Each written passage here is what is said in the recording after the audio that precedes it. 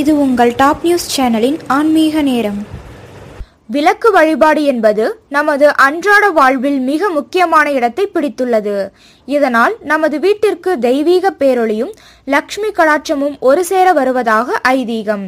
பெண்கள் காலையில் எழுந்ததும் விளக்கேற்றி இஷ்ட தெய்வத்தை வழிபட்டு அதன் பிறகு அன்றைய வேலைகளை செய்ய தொடங்கும் போது மனதில் உற்சாகமும் செயலில் ஒரு உத்வேகமும் பிறக்கும். புராண இதிகாச காலங்களில் நமது மகரிஷிகள் யாகங்களையும் ஹோமங்களையும் செய்து இறைவனை வழிபட்டனர்.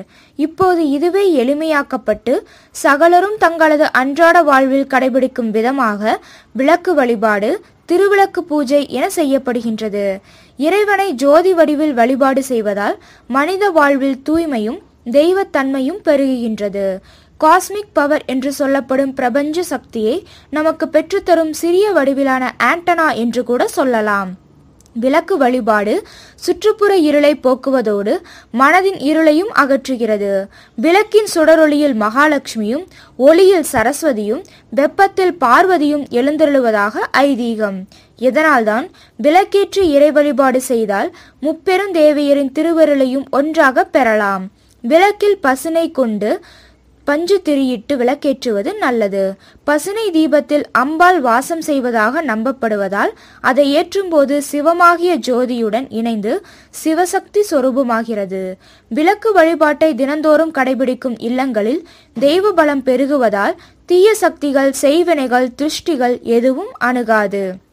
வெள்ளிக்கிழமை வீட்டு வாசலில் மாக்கோலம் இட்டு அதன் நடுவில் விளக்கை ஏற்றி வைத்து வீட்டு பூஜை அறைக்குள் அந்த விளக்கை கொண்டு வந்து வைத்தால் விளக்குடன் மகாலட்சுமியும் வீட்டுக்கு வருவதாக நம்பிக்கை.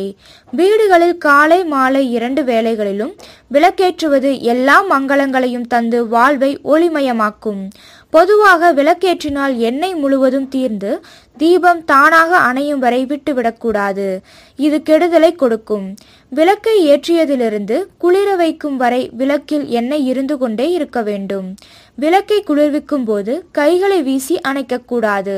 வாயால் ஊதியும் அணைக்கக்கூடாது. விளக்கு என்றல்ல, கற்பூரம், மெழுகுவர்த்தி என்று எதையும் வாயால் ஊதி அணைக்கக்கூடாது. சாஸ்திரப்படி பஞ்சபூதங்களாக நெருப்பு, நீர், நிலம், காற்று, ஆகாயம் ஆகிய 5ஐயும் நாம் வழிபடுவதால் ஒன்றால் ஒன்றை அணைக்கக்கூடாது. பூக்களால் சாந்தப்படுத்தி அணைக்க வேண்டும். இதையும் பெண்கள்தான் செய்ய வேண்டும், ஆண்கள் செய்யக்கூடாது.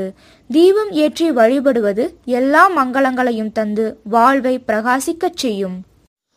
இது போன்ற செய்திகளை உடனுக்குடன் அறிய டாப் நியூஸ் சேனலை சப்ஸ்கிரைப் செய்யுங்கள். நன்றி, வணக்கம்.